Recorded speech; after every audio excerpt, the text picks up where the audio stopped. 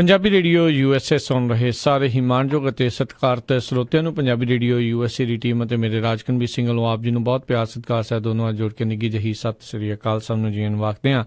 ਸੋ ਤੇ ਪ੍ਰੋਗਰਾਮ ਖਬਰ ਤੇ ਨਜ਼ਰ ਦੇ ਵਿੱਚ ਆਪ ਸਭ ਦਾ ਨਿੱਘਾ ਸਵਾਗਤ ਹੈ। ਮੇਰੇ ਨਾਲ ਪ੍ਰੋਗਰਾਮ ਖਬਰ ਤੇ ਨਜ਼ਰ ਦੇ ਵਿੱਚ ਜੁੜ ਚੁੱਕੇ ਨੇ ਮਿੰਟੂ ਕਰੋਸਰੀਆ ਜੀ ਮਲੋਟ ਸਟੂਡੀਓਜ਼ ਤੋਂ। ਮਿੰਟੂ ਜੀ ਨਿੱਘੀ ਜੀ ਆਇਆਂ ਨੂੰ ਪਿਆਰ ਭਰੀ ਸਤਿ ਸ੍ਰੀ ਅਕਾਲ ਜੀ। ਸ਼ੁਕਰੀਆ ਜੀ, ਸਾਰਿਆਂ ਨੂੰ ਸਤਿ ਸ਼੍ਰੀ ਅਕਾਲ। ਸਾਡੇ ਅੱਜ ਦੇ ਪ੍ਰੋਗਰਾਮ ਖਬਰ ਤੇ ਨਜ਼ਰ ਉਸ ਨੂੰ ਸਪਾਂਸਰ ਕਰਦੇ ਨੇ ਖਾਲਸਾ ਇੰਸ਼ੋਰੈਂਸ ਏਜੰਸੀ ਵਾਲੇ, ਜਿਨ੍ਹਾਂ ਦੇ ਕੋਲੋਂ ਤੁਸੀਂ ਹਰ ਇੱਕ ਤਰੀਕੇ ਦੀ ਇੰਸ਼ੋਰੈਂਸ ਕਰਵਾ ਸਕਦੇ ਹੋ।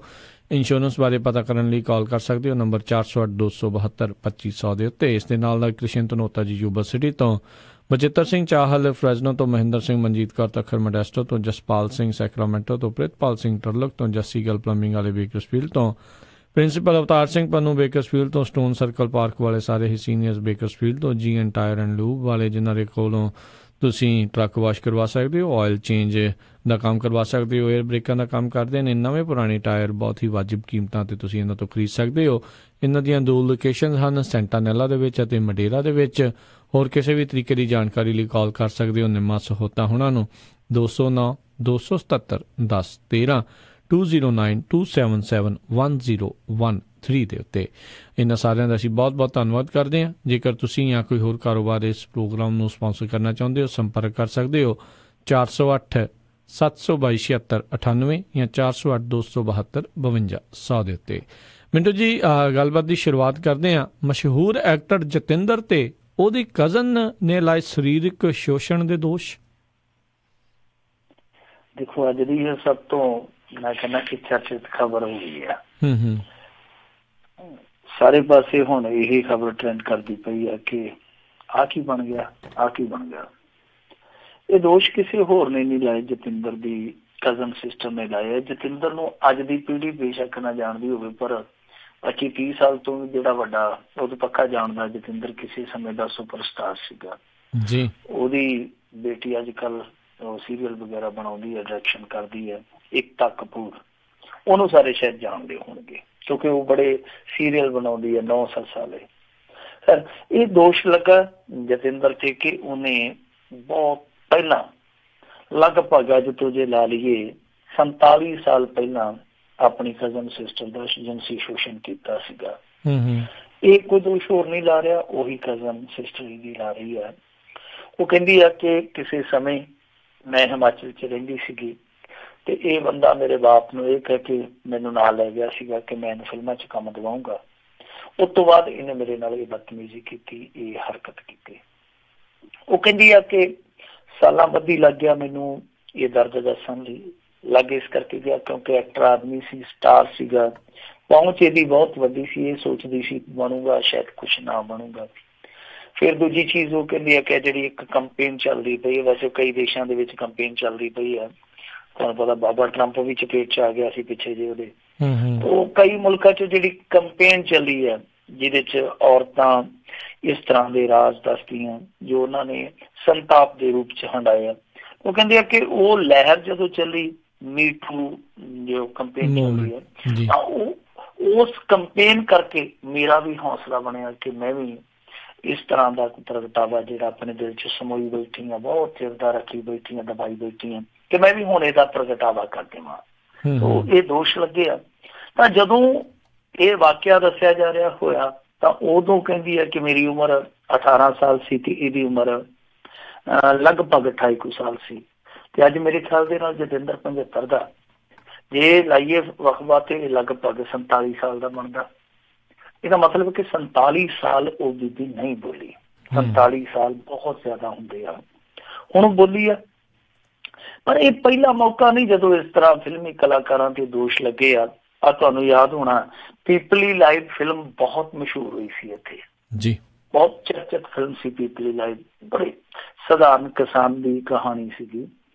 ਤਾਂ ਉਸ ਪੀਪਲੀ ਲਾਈਵ ਫਿਲਮ ਦਾ ਜਿਹੜਾ ਕੋ ਡਾਇਰੈਕਟਰ ਸੀਗਾ ਮਹਿਮੂਦ ਫਾਰੂਕੀ, ਉਹਨੂੰ ਪਿਛਲੇ ਦਿਨ ਹੀ ਕੈਦ ਹੋਈ ਆ ਰੇਪ ਕੇਸ ਦੇ ਵਿੱਚ 7 ਸਾਲ ਦੀ। ਉਹ ਤੋਂ ਪਹਿਲਾਂ ਇੱਕ ਐਕਟਰ ਸ਼ਾਇਨੀ ਅਹੂਜਾ ਉਹਦਾ ਨਾਮ ਸੀਗਾ, ਜਿਹਨੇ ਸ਼ਾਇਦ ਗੈਂਗਸਟਰ ਫਿਲਮ ਵੀ ਬਣਾਈ ਸੀ। ਉਹਨੂੰ ਨੌਕਰਾਣੀ ਦਾ ਰੇਪ ਕਰਨ ਦਾ ਦੋਸ਼ੀ ਪਾਇਆ ਗਿਆ ਸੀ ਤੇ 7 ਸਾਲ ਉਹਨੂੰ ਕੈਦ ਹੋਈ ਸੀ। ਸੋ ਬਹੁਤ ਸਾਰੇ ਮੌਕੇ ਆ। ਕੋਲਕਾਤੇ ਦੇ ਵਿੱਚ ਵੀ ਇੱਕ ਐਕਟਰ ਤੇ ਡਾਇਰੈਕਟਰ ਆ ਪਿੱਛੇ ਜੇ ਫੜਿਆ ਗਿਆ ਸੀਗਾ, ਕਿਉਂਕਿ ਇੱਕ ਮਾਡਲ ਨੇ ਉਹਦੇ ਤੇ ਵੀ ਇਸ ਤਰ੍ਹਾਂ ਦੇ ਦੋਸ਼ ਲਾਏ ਸੀ। ਪਰ ਆਹ ਕਹਾਣੀ ਬਹੁਤ ਪੁਰਾਣੀ ਆ। ਸੋ ਇਸ ਕਹਾਣੀ ਤੇ ਹੁਣ ਅੱਗੇ ਦੇਖੋ ਕੋਈ ਕਾਰਵਾਈ ਹੋਊਗੀ ਜਾਂ ਨਹੀਂ, ਕਿਉਂਕਿ ਉਹ ਬੀਬੀ ਤੇ ਮੰਗ ਕਰਦੀ ਪਈ ਆ ਕਿ ਇਹਨੂੰ ਗ੍ਰਿਫਤਾਰ ਕਰਨਾ ਚਾਹੀਦਾ, ਇਹਦੇ ਖਿਲਾਫ FIR ਲੌਜ ਹੋਣੀ ਚਾਹੀਦੀ ਆ। ਪਰ ਮੈਨੂੰ ਲੱਗਦਾ ਕਿ ਸਮਾਂ ਬਹੁਤ ਜ਼ਿਆਦਾ ਬੀਤ ਚੁੱਕਾ।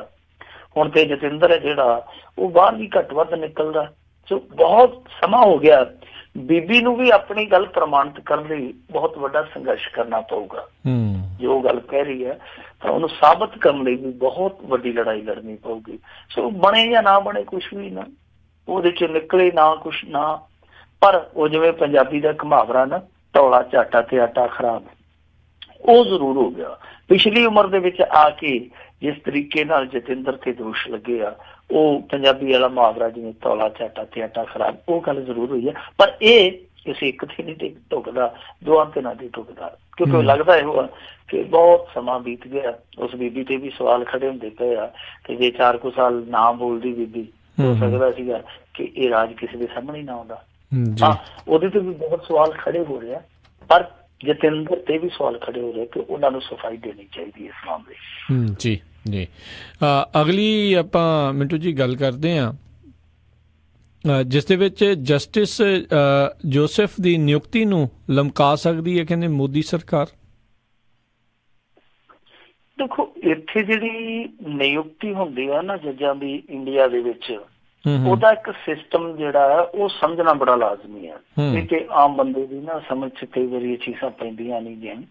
ਕੋਲੀਜੀਅਮ ਅਸੀਂ ਸ਼ਬਦ ਆਮ ਤੌਰ ਤੇ ਸੁਣਦੇ ਹਾਂ ਕਿ ਕੋਲੀਜੀਅਮ, ਜੀ ਜੀ, ਇਹ ਜਿਹੜਾ ਕੋਲੀਜੀਅਮ ਹੈ ਅਸਲ ਦੇ ਵਿੱਚ ਇਹ ਇੱਕ ਪ੍ਰਬੰਧ ਹੈ ਜਿਹਦੇ ਤਹਿਤ ਜੱਜਾਂ ਦੀ ਨਿਯੁਕਤੀ ਹੁੰਦੀ ਹੈ ਸੁਪਰੀਮ ਕੋਰਟ ਚ। ਕੋਲੀਜੀਅਮ ਕੀ ਹੁੰਦਾ ਮਾੜਾ ਜਿਹਾ ਮੈਂ ਸਮਝਾ ਦਿੰਦਾ ਸੰਖੇਪ ਦੇ ਵਿੱਚ ਕਿ ਇੱਕ ਤਾਂ ਹੋ ਗਿਆ ਚੀਫ ਜਸਟਿਸ ਆਫ ਇੰਡੀਆ, ਉਸ ਤੋਂ ਬਾਅਦ ਸੀਨੀਅਰਟੀ ਦੇ ਵਿੱਚ ਜਿਹੜਾ ਦੂਸਰੇ ਨੰਬਰ ਦਾ ਜੱਜ ਹੈ, ਜਿਹੜਾ ਤੀਸਰੇ ਨੰਬਰ ਦਾ ਜੱਜ ਹੈ, ਜਿਹੜਾ ਚੌਥੇ ਨੰਬਰ ਦਾ ਜੱਜ ਹੈ ਤੇ ਜਿਹੜਾ 5 ਨੰਬਰ ਦਾ ਜੱਜ ਹੈ। ਇਹ ਪੰਜੇ ਉਸ ਕੋਲੀਜੀਅਮ ਦਾ ਹਿੱਸਾ ਹੁੰਦੇ ਆ ਜਿਹੜਾ 1993 ਤੋਂ ਸ਼ੁਰੂ ਹੋਇਆ ਸੀ। 1993 ਤੋਂ ਪਹਿਲਾਂ ਜੋ ਸਾਡਾ ਲਾਅ ਮਿਨਿਸਟਰ ਹੁੰਦਾ ਸੀ ਇੰਡੀਆ ਦਾ, ਉਹੀ ਜੱਜਾਂ ਨੂੰ ਅਪਾਇੰਟ ਕਰ ਦਿੰਦਾ ਸੀ, ਯਾਨੀ ਜਿਹੜਾ ਲਾਅ ਵਿਭਾਗ ਹੈ ਸਾਡਾ ਤਕਰੀਬਨ ਉਹ ਸਾਰਾ ਕੰਮ ਦੇਖਦਾ ਸੀਗਾ। ਤਾਂ 1993 ਚ ਇਹ ਕੋਲੀਜੀਅਮ ਸਿਸਟਮ ਆ ਗਿਆ ਸੀ ਸਾਡੇ ਇੱਥੇ। ਤਾਂ ਕੋਲੀਜੀਅਮ ਸਿਸਟਮ ਕੀ ਕਰਦਾ ਕਿ ਜੱਜਾਂ ਨੂੰ ਲਿਸਟਡ ਕਰ ਦਿੰਦਾ ਕਿ ਆਹ ਜੱਜ ਹੈ ਜਿਹੜੇ ਇਹਨਾਂ ਦੀ ਨਿਯੁਕਤੀ ਨੂੰ ਪ੍ਰਵਾਨਗੀ ਦਿੱਤੀ ਜਾਵੇ। ਤਾਂ ਉਹ ਜਿਹੜੀ ਲਿਸਟ ਕੀਤੀ ਹੁੰਦੀ ਹੈ ਸੂਚੀ, ਉਹ ਚਲੇ ਜਾਂਦੀ ਆ ਅੱਗੇ ਕਾਨੂੰਨ ਮੰਤਰਾਲੇ ਕੋਲ, ਉਹ ਉਸ ਨੂੰ ਪ੍ਰਮਾਣਿਤ ਕਰ ਦਿੰਦਾ, ਨਿਯੁਕਤੀ ਹੋ ਜਾਂਦੀ। ਇਹ ਇੱਕ ਪ੍ਰੋਸੈਸ ਆ। ਤਾਂ ਕਾਨੂੰਨ ਦੇ ਮੁਤਾਬਕ ਜੋ ਕੋਲੀਜੀਅਮ ਦਾ ਕਾਨੂੰਨ ਆ ਉਹਦੇ ਮੁਤਾਬਕ ਜਿਹੜੀ ਅਥਾਰਟੀ ਹੈ ਕਾਨੂੰਨ ਮੰਤਰਾਲੇ ਦੀ, ਉਹ ਇਸ ਕੋਲੀਜੀਅਮ ਦੀ ਸੂਚੀ ਨੂੰ ਵਾਪਸ ਵੀ ਕਰ ਸਕਦੀ ਹੈ, ਉਹਦੇ ਕੋਲ ਅਧਿਕਾਰ ਆ। ਹੁਣ ਚੱਕਰ ਕੀ ਬਣਦਾ ਅਸਲ ਦੇ ਵਿੱਚ, ਸੁਪਰੀਮ ਕੋਰਟ ਦਾ ਤੇ ਕੇਂਦਰ ਦਾ ਜਿਹੜਾ ਅੜਫਾ ਵਾਲਾ ਪੱਖ ਆ ਉਹ ਇਹ ਆ ਕਿ ਦੇਖੋ ਇਹ ਇੱਕ ਪਿੱਛੇ ਜੇ ਕਮਿਸ਼ਨ ਲਿਆ ਰਹੇ ਸਨ ਜਿਹਨੂੰ ਉਹਨਾਂ ਨੇ ਨਾਂ ਦਿੱਤਾ ਸੀਗਾ ਨੈਸ਼ਨਲ ਜੁਡੀਸ਼ੀਅਲ ਅਪਾਇੰਟਮੈਂਟ ਕਮਿਸ਼ਨ। ਤਾਂ ਇਹ ਕਹਿੰਦੇ ਸੀ ਅਸੀਂ ਇਹ ਕਮਿਸ਼ਨ ਬਣਾਉਣਾ, ਇੰਡੀਆ ਗਵਰਨਮੈਂਟ ਕਹਿੰਦੀ ਸੀ। ਤਾਂ ਅਸੀਂ ਇਸ ਕਮਿਸ਼ਨ ਨੂੰ ਬਣਾ ਕੇ ਜੱਜਾਂ ਦੀ ਨਿਯੁਕਤੀ ਵਾਲਾ ਪ੍ਰਬੰਧ ਹੈ ਜਿਹੜਾ ਉਹ ਆਪਣੇ ਹੱਥਾਂ ਤੱਕ ਸੀਮਿਤ ਕਰਨਾ। ਤਾਂ ਸੁਪਰੀਮ ਕੋਰਟ ਨੇ ਆਖਿਆ ਸੀ ਤੁਸੀਂ ਨਹੀਂ ਕਰ ਸਕਦੇ, ਕਿਉਂਕਿ ਇਹ ਜਿਹੜਾ ਬੁਨਿਆਦੀ ਢਾਂਚਾ ਦੇਸ਼ ਦਾ ਇਹ ਉਹਦੇ 'ਚ ਦਖਲ ਹੋਏਗਾ। ਤਾਂ ਫਿਰ ਬੁਨਿਆਦੀ ਢਾਂਚਾ ਜਦੋਂ ਇਹ ਪੁੱਛਿਆ ਗਿਆ ਕਿ ਬੁਨਿਆਦੀ ਢਾਂਚਾ ਹੈ ਕੀ ਹੈ, ਤਾਂ ਸੁਪਰੀਮ ਕੋਰਟ ਨੇ ਆਖਿਆ ਸੀਗਾ ਕਿ ਬੁਨਿਆਦੀ ਢਾਂਚਾ ਜਿਹੜਾ ਉਹ ਇਹਨਾਂ ਤੈਅ ਕਰਨਾ। ਪਰ ਜੋ ਸੁਪਰੀਮ ਕੋਰਟ ਨੇ ਕਿਹਾ ਉਹਦੇ 'ਚ ਵੀ ਕੁਛ ਵੀ ਤੈਅ ਨਹੀਂ ਹੋਇਆ, ਉਧਰੋਂ ਵੀ ਤੈਅ ਨਹੀਂ ਹੋਇਆ ਕਿ ਬੁਨਿਆਦੀ ਢਾਂਚਾ ਕੀ ਹੈ। ਸੋ ਸੁਪਰੀਮ ਕੋਰਟ ਨੇ ਆਖਿਆ ਕਿ ਬੁਨਿਆਦੀ ਢਾਂਚੇ 'ਚ ਦਾਖਲ ਹੈ, ਇਹ ਕੋਲੀਜੀਅਮ ਸਿਸਟਮ ਜਿਹੜਾ ਭੰਗ ਨਹੀਂ ਹੋਏਗਾ, ਸਿੱਧਾ ਤੌਰ ਤੇ ਨਿਬੇੜਾ ਹੋ ਗਿਆ। ਜਦਕਿ ਇਹ ਸਪਸ਼ਟ ਨਹੀਂ ਹੋਇਆ ਕਿ ਆਖਰ ਬਣਾਉਣ ਵਾਲੇ ਵੱਡੇ ਆ, ਬੁਨਿਆਦੀ ਢਾਂਚਾ ਉਹਨਾਂ ਨੇ ਕਾਇਮ ਕਰਨਾ ਜਾਂ ਜਿਹੜੇ ਦੇਖ ਰੇਖ ਕਰਦੇ ਆ ਸੁਪਰੀਮ ਕੋਰਟ ਵਰਗੇ ਜਿਹੜੇ ਵੱਡੇ ਸੰਸਥਾਨ ਆ ਕਿ ਉਹ ਇਸ ਗੱਲ ਨੂੰ ਤੈਅ ਕਰਨਗੇ ਕਿ ਕਿਹੜਾ ਬੁਨਿਆਦੀ ਢਾਂਚਾ ਬੁਨਿਆਦੀ ਢਾਂਚੇ ਤੇ ਕਿੱਥੇ ਦਖਲ ਹੋ ਰਿਹਾ। ਖੈਰ ਉਹ ਬਹਿਸ ਅਲੱਗ ਚੱਲਦੀ ਪਈ ਆ, ਸੁਪਰੀਮ ਕੋਰਟ 'ਚ ਰੌਲਾ ਰੱਟਾ ਅੜ ਚੱਲਦਾ ਪਿਆ। ਪਰ ਹੁਣ ਲੱਗਦਾ ਹੈ ਕਿ ਇੱਥੇ ਵੀ ਜਿਹੜਾ ਜਸਟਿਸ ਜੋਸੈਫ ਹੈ ਇਹਦੀ ਨਿਯੁਕਤੀ ਨੂੰ ਲੈ ਕੇ ਵੀ ਪੰਗਾ ਪੈ ਜਾਣਾ। ਅਸਲ ਦੇ ਵਿੱਚ ਕੀ ਆ ਕਿ ਜਿਹੜੇ ਜਸਟਿਸ ਜੋਸੈਫ ਹੈ ਇਹ ਆਉਂਦੇ ਆ ਉੱਤਰਾਖੰਡ ਤੋਂ, ਉੱਤਰਾਖੰਡ ਹਾਈ ਕੋਰਟ ਦੇ ਵਿੱਚ ਤਾਇਨਾਤ ਆ। ਹੁਣ ਸਰਕਾਰ ਜਿਹੜੀ ਹੈ ਮੋਦੀ ਸਰਕਾਰ, ਉਹ ਦੋ ਨੁਕਤੇ ਲੱਭਦੀ ਆ। ਪਹਿਲਾ ਤੇ ਇਹ ਆ, ਉਹ ਕਹਿੰਦੇ ਆ ਕਿ ਦੇਖੋ ਜਿਹੜੀ ਇਹਨਾਂ ਦੀ ਸੀਨੀਅਰਟੀ ਆ, ਉਹ ਹਾਈ ਕੋਰਟਾਂ ਦੇ ਵਿੱਚ ਜਿਹੜੇ ਜਸਟਿਸ ਬੈਠੇ ਆ, ਜੇ ਉਹਨਾਂ ਸਾਰਿਆਂ ਦੇ ਆਧਾਰ ਤੇ ਵੇਖੀਏ ਤੇ 45ਵੇਂ ਨੰਬਰ ਦੀ ਬਣਦੀ ਹੈ, ਇਸ ਕਰਕੇ ਦੀ ਵਾਰੀ ਨਹੀਂ ਆਊਗੀ। ਦੂਜਾ ਉਹ ਇਹ ਕਹਿੰਦੇ ਆ ਕਿ ਇਹਨਾਂ ਤੋਂ ਪਹਿਲਾਂ 12 ਜਿਹੜੇ ਸੀਨੀਅਰ ਨੇ, ਉਹ ਇਸ ਸਮੇਂ ਵੱਖ-ਵੱਖ ਹਾਈ ਕੋਰਟਾਂ ਦੇ ਵਿੱਚ ਮੁੱਖ ਜਸਟਿਸ ਦੇ ਤੌਰ ਤੇ, ਜਿਹਨਾਂ ਨੂੰ ਚੀਫ ਜਸਟਿਸ ਆਪਾਂ ਕਹਿ ਦਿੰਦੇ ਹਾਂ, ਮੁੱਖ ਪ੍ਰਧਾਨ ਦੇ ਤੌਰ ਤੇ ਕੰਮ ਕਰਦੇ ਪਏ। ਮਤਲਬ ਕਿ 12 ਤੇ ਹੈ ਹੀ ਹੈ। ਤਾਂ ਓਦਾਂ ਇਸ ਸੀਨੀਅਰਟੀ ਦੀ ਲਿਸਟ ਦੇ ਵਿੱਚ ਇਹਨਾਂ ਦਾ ਨਾਮ ਬਣਦਾ ਇਹ 45ਵੇਂ ਨੰਬਰ ਦਾ। ਯਾਨੀ ਉਹਨਾਂ ਨੇ ਦੋ ਨੁਕਸ ਕਰ ਦਿੱਤੇ ਆ। ਹਾਲਾਂਕਿ ਇਹਨਾਂ ਨੇ ਜਨਵਰੀ ਦੇ ਵਿੱਚ ਨਾਂ ਭੇਜਿਆ ਸੀਗਾ, ਪਰ ਉਹਨਾਂ ਨੇ ਇਹ ਨਾਂ ਜਿਹੜਾ ਪਰਤਾਇਆ ਤਾਂ ਨਹੀਂ, ਹਾਲੇ ਬਸ ਪਰਤਾਉਣ ਦੀ ਤਿਆਰੀ ਹੈ ਕਿ ਵਾਪਸ ਪਰਤਾ ਦੇਣਗੇ। ਇੱਕ ਵਾਰੀ ਪਰਤਾ ਵੀ ਦਿੱਤਾ ਸਰ, ਦੂਸਰੀ ਵਾਰ ਵੀ ਮੇਰੇ ਖਿਆਲ ਦੇ ਨਾਲ ਇਹਨਾਂ ਨੇ ਪਰਤਾ ਦੇਣਾ। ਤਾਂ ਲਗਭਗ ਇਹ ਤੈਅ ਹੈ ਕਿ ਜਸਟਿਸ ਜੋਸਫ ਦੀ ਜਿਹੜੀ ਨਿਯੁਕਤੀ ਹੈ ਉਹ ਇੱਕ ਵਾਰ ਫਿਰ ਕੇਂਦਰ ਨੇ ਰੋਕ ਦੇਣੀ ਹੈ। ਔਰ ਅੱਗੇ ਵੀ ਜਦੋਂ ਤੁਹਾਨੂੰ ਯਾਦ ਹੋਣਾ ਕਿ ਇੱਕ ਵਾਰੀ ਇੱਥੇ ਜਸਟਿਸ TS ਠਾਕੁਰ ਹੁੰਦੇ ਸੀਗੇ, ਉਹ ਇੱਕ ਵਾਰੀ ਰੋ ਪਏ ਸੀਗੇ ਇੱਕ ਸਭਾ ਦੇ ਵਿੱਚ, ਇੱਕ ਸਮਾਗਮ ਦੇ ਵਿੱਚ। ਉਹਦੇ ਪਿੱਛੇ ਵੀ ਇੱਕ ਕਾਰਨ ਇਹੋ ਹੀ ਸੀਗਾ ਕਿ ਜੱਜਾਂ ਦੀ ਘਾਟ ਪਹਿਲਾਂ ਹੀ ਬਹੁਤ ਸੀਗੀ, ਤਾਂ ਨਿਯੁਕਤੀਆਂ ਨੂੰ ਲੈ ਕੇ ਉਦੋਂ ਵੀ ਸੁਪਰੀਮ ਕੋਰਟ ਤੇ ਕੇਂਦਰ ਦਾ ਟਕਰਾਅ ਚੱਲਦਾ ਪਿਆ ਸੀਗਾ। ਤਾਂ ਲੱਗਦਾ ਇਹੋ ਹੀ ਆ ਕਿ ਇਸ ਵਾਰੀ ਫੇਰ ਉਹੋ ਜਿਹੇ ਹਾਲਾਤ ਬਣ ਸਕਦੇ ਆ। ਉਦਾਂ ਇੱਕ ਤੇ ਚ ਹੋਰ ਵੀ ਹੈ, ਮੈਂ ਜੋ ਸਮਝਦਾ ਅਸਲ ਦੇ ਵਿੱਚ ਕਹਾਣੀ ਕੀ ਘਟੀ ਸੀ, ਤੁਹਾਨੂੰ ਯਾਦ ਹੋਣਾ ਉੱਤਰਾਖੰਡ ਦੇ ਵਿੱਚ ਇੱਕ ਵਾਰੀ ਮੋਦੀ ਸਰਕਾਰ ਨੇ ਹਰੀਸ਼ ਰਾਵਤ ਦੀ ਸਰਕਾਰ ਪਲਟ ਦਿੱਤੀ ਸੀ, ਪਲਟਣ ਤੋਂ ਬਾਅਦ ਬਰਖਾਸਤ ਕਰ ਦਿੱਤੀ ਸੀ। ਔਰ ਕਮਾਲ ਇਹ ਹੋਇਆ ਸੀਗਾ ਕਿ ਉੱਥੋਂ ਦੀ ਹਾਈ ਕੋਰਟ ਨੇ ਹਰੀਸ਼ ਰਾਵਤ ਦੀ ਸਰਕਾਰ ਨੂੰ ਪੁਨਰ ਬਹਾਲ ਕਰਕੇ ਭਰੋਸੇ ਦੀ ਵੋਟ ਦਾ ਮੌਕਾ ਦੇ ਦਿੱਤਾ ਸੀ। ਤਾਂ ਜਿਸ ਜਸਟਿਸ ਨੇ ਉਹ ਮੌਕਾ ਦਿੱਤਾ ਸੀ, ਉਸ ਜਸਟਿਸ ਦਾ ਨਾਂ ਜੋਸਫ ਸੀ। ਤਾਂ ਮੈਨੂੰ ਲੱਗਦਾ ਕਿ ਅਸਲ ਦੇ ਵਿੱਚ ਪੰਗਾ ਇਸੇ ਗੱਲ ਤੋਂ ਪੈ ਰਿਹਾ। ਜੀ ਜੀ ਅਗਲੀ ਆਪਾਂ ਮਿੰਟੂ ਜੀ ਗੱਲ ਕਰਦੇ, ਬਦਲਾਖੋਰੀ ਕਮਿਸ਼ਨ ਨੇ ਕਿਹਾ ਵੀ ਸਭ ਤੋਂ ਜ਼ਿਆਦੀਆਂ ਸ਼ਿਕਾਇਤਾਂ ਵਲਟੋਹਾ ਤੇ ਲੰਗਾਹ ਨਾਲ ਸੰਬੰਧਿਤ। ਦੇਖੋ ਇਹ ਦੋ ਤੇ ਫਿਰ ਮਸ਼ਹੂਰ ਰਹੇ ਆ ਨਾ ਅਕਾਲੀ ਦਲ ਦੇ ਵਿੱਚ ਜੀ, ਇੰਨੇ ਮਸ਼ਹੂਰ ਆ ਕਿ ਸਰਕਾਰ ਜਾਣ ਤੋਂ ਬਾਅਦ ਵੀ ਦੇਖ ਲਓ ਚਰਚਾ ਦੇ ਵਿੱਚ ਆ ਜੀ। ਹੁਣ ਵਿਰਸਾ ਸਿੰਘ ਵਲਟੋਹਾ ਤੇ ਸੁੱਚਾ ਸਿੰਘ ਲੰਗਾਹ ਦੀ ਜੇ ਗੱਲ ਕਰੀਏ, ਸੁੱਚਾ ਸਿੰਘ ਲੰਗਾਹ ਤੇ ਉੱਥੇ ਹੀ ਪਹੁੰਚ ਗਿਆ ਜਿੱਥੇ ਉਹ ਲੋਕਾਂ ਨੂੰ ਫਿਰ ਪਹੁੰਚਾਇਆ ਕਰਦਾ ਸੀ ਕਮਿਸ਼ਨ ਦੇ ਮੁਤਾਬਕ। ਉਹਦੀ ਤੇ ਗੱਲ ਨਾ ਹੀ ਹੋਵੇ ਤੇ ਚੰਗੀ ਹੈ, ਕਿਉਂਕਿ ਉਹਨੂੰ ਕੀਤੀਆਂ ਦਾ ਫਲ ਕਹਿ ਲਓ ਜਾਂ ਉਹਦੇ ਆਪਣੇ ਕਰਮਾਂ ਦਾ ਫਲ ਕਹਿ ਲਓ, ਉਹ ਤੇ ਉੱਥੇ ਹੀ ਆ ਜਿੱਥੇ ਝੂਠੇ ਪਰਚੇ ਜਾਂ ਸੱਚੇ ਪਰਚੇ ਵਾਲੇ ਪਹੁੰਚਦੇ ਆ।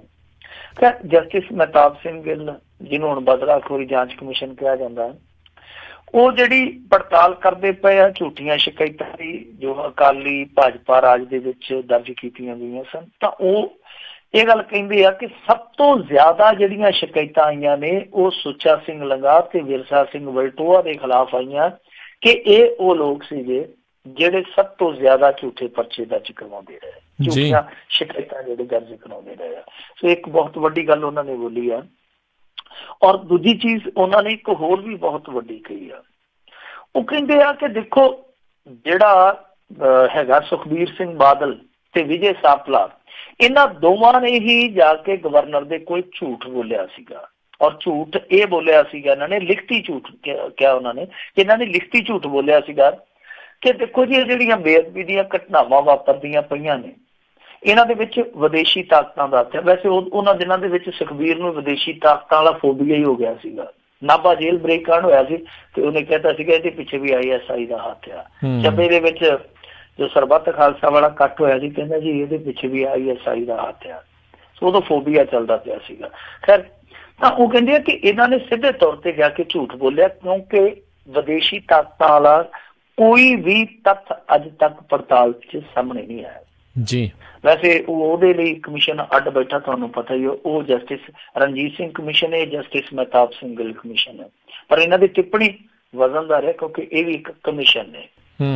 ਸੋ ਦੂਜੇ ਪਾਸੇ ਹੁਣ ਜੇ ਝੂਠੀਆਂ ਸ਼ਿਕਾਇਤਾਂ ਦੀ ਗੱਲ ਕਰੀਏ, ਝੂਠੀਆਂ ਸ਼ਿਕਾਇਤਾਂ ਬਿਲਕੁਲ ਠੀਕ ਹੈ ਕਿ ਸਾਬਤ ਹੋ ਰਿਹਾ ਕਿ ਝੂਠੀਆਂ ਸ਼ਿਕਾਇਤਾਂ ਉਹਨਾਂ ਸਮਿਆਂ 'ਚ ਹੋਈਆਂ, ਪਰ ਜਿਹੜੀਆਂ ਇਹ ਕਹਿੰਦੇ ਸਨ ਕਿ 25,000 ਦੇ ਕਰੀਬ ਪਰਚੇ ਦਰਜ ਹੋਏ ਆ, ਉਹ 25,000 ਵਾਲਾ ਅੰਕੜਾ ਜਿਹੜਾ ਉਹ ਨਹੀਂ ਲੱਭਿਆ ਕਿਤੇ ਵੀ। 4-5 ਹਜ਼ਾਰ ਸ਼ਿਕਾਇਤਾਂ ਇਹਨਾਂ ਦੇ ਕੋਲ ਪਹੁੰਚੀਆਂ, ਉਹਦੇ ਚੋਂ ਕੁਛ ਇਹਨਾਂ ਨੇ ਰੱਦ ਕਰ ਦਿੱਤੇ ਮਾਮਲੇ, ਕੁਛ ਦੀ ਸਿਫਾਰਿਸ਼ ਕੀਤੀ ਹੈ। ਪਰ ਦਿਲਚਸਪ ਗੱਲ ਇਹ ਹੈ ਕਿ ਦੇਖੋ ਸੁੱਚਾ ਸਿੰਘ ਲੰਗਾਹ ਨੂੰ ਜੇ ਛੱਡ ਦਈਏ, ਵਿਰਸਾ ਸਿੰਘ ਵਲਟੋਆ ਨੂੰ ਲੈ ਲਈਏ, ਜੇ ਮੰਨ ਲਓ ਇਹ ਕਮਿਸ਼ਨ ਮੰਨਦਾ ਪਿਆ ਕਿ ਦੇਖੋ ਇਹਨਾਂ ਬੰਦਿਆਂ ਨੇ ਪਰਚੇ ਦਰਜ ਕਰਾਏ, ਤਾਂ ਕੀ ਇਹਨਾਂ ਦੇ ਖਿਲਾਫ ਕਾਰਵਾਈ ਨਹੀਂ ਹੋਊਗੀ? ਕੀ ਇਹਨਾਂ ਦੇ ਖਿਲਾਫ ਕਾਰਵਾਈ ਨਹੀਂ ਕੀਤੀ ਜਾਣੀ ਚਾਹੀਦੀ? ਇਹ ਸਭ ਤੋਂ ਵੱਡਾ ਸਵਾਲ ਹੈ। ਜੇ ਕਮਿਸ਼ਨ ਇਹ ਗੱਲ ਮੰਨਦਾ ਹੈ ਤਾਂ ਕਮਿਸ਼ਨ ਠੀਕ ਹੈ ਕਿ ਆਪਣਾ ਕੰਮ ਕਰੀ ਜਾਂਦਾ, ਕੰਮ ਵੀ ਕਰੀ ਜਾਂਦਾ, ਮਿਸ਼ਨ ਵੀ ਪੂਰਾ ਕਰੀ ਜਾਂਦਾ, ਤਾਂ ਕਮਿਸ਼ਨ ਨੂੰ ਹੋਣ ਵਾਲੀਆਂ ਚੀਜ਼ਾਂ ਨਹੀਂ ਦੀਦੀਆਂ। ਹੁਣ ਵੀ ਤੇ ਇਹੀ ਚੀਜ਼ ਚੱਲਦੀ ਪਈ ਹੈ ਨਾ, ਕਿਤੇ ਅੱਜ ਵੀ ਦੇਖੋ ਕਿੱਦਾਂ ਵੀਡੀਓ ਸਰਕੂਲੇਟ ਹੋਈ ਜਾਂਦੀ ਆ, ਇੱਕ ਕਾਂਗਰਸੀ ਕਿੱਦਾਂ ਉੱਥੇ ਸਰਹਾਲੀ ਦੇ ਵਿੱਚ ਬੰਦਿਆਂ ਨੂੰ ਕੁੱਟਦਾ ਪਿਆ, ਪੱਤਰਕਾਰ ਦੀ ਪੱਗ ਲਾ ਦਿੰਦਾ, ਜਨਾਨੀਆਂ ਨੂੰ ਕੁੱਟੀ ਜਾਂਦਾ। ਸੋ ਇਹ ਵੀ ਤੇ ਹੈ ਨਾ, ਨਾਲੇ ਗੁੰਡਾਗਰਦੀ ਕੀਤੀ ਜਾਂਦੀ ਹੈ, ਨਾਲੇ ਲੋਕਾਂ ਦੇ ਝੂਠੇ ਪਰਚੇ ਦਰਜ ਕਰਵਾਈ ਜਾਂਦੇ ਆ। ਤਾਂ ਇਸ ਕਮਿਸ਼ਨ ਨੂੰ ਅੱਗੇ ਵੀ ਤੁਰਨਾ ਚਾਹੀਦਾ, ਇਕੱਲੇ ਅਕਾਲੀ ਭਾਜਪਾ ਸਰਕਾਰ ਤੱਕ ਸੀਮਿਤ ਨਹੀਂ ਹੋਣਾ ਚਾਹੀਦਾ। ਹੁਣ ਦੂਜੀ ਚੀਜ਼ ਮੈਂ ਜਿਹੜੀ ਕਹਿ ਰਿਹਾ ਕਿ ਜੇ ਇਹ ਕਮਿਸ਼ਨ ਆਪਣੇ ਮੂੰਹ ਇਹ ਗੱਲ ਮੰਨਦਾ ਕਿ ਪਰਚੇ ਦਰਜ ਹੋਏ ਨਹੀਂ, ਕਰਵਾਏ ਗਏ ਆ, ਤੇ ਫਿਰ ਕਮਿਸ਼ਨ ਕਿ ਜੀ ਫਲਾਣੇ SHO ਦੇ ਖਿਲਾਫ ਕਾਰਵਾਈ ਕਰੋ, ਪਰ ਫਿਰ ਕਮਿਸ਼ਨ ਨੂੰ ਇਹ ਵੀ ਕਾਰਵਾਈ ਕਰਨੀ ਚਾਹੀਦੀ ਹੈ ਕਿ ਫਲਾਣਾ ਬੰਦਾ ਪਰਚੇ ਦਰਜ ਕਰਵਾ ਰਿਹਾ ਸੀ, ਉਹਦੇ ਤੇ ਵੀ ਕਾਰਵਾਈ ਕਰੋ, ਫਿਰ ਸਵਾਲ ਆਵੇ।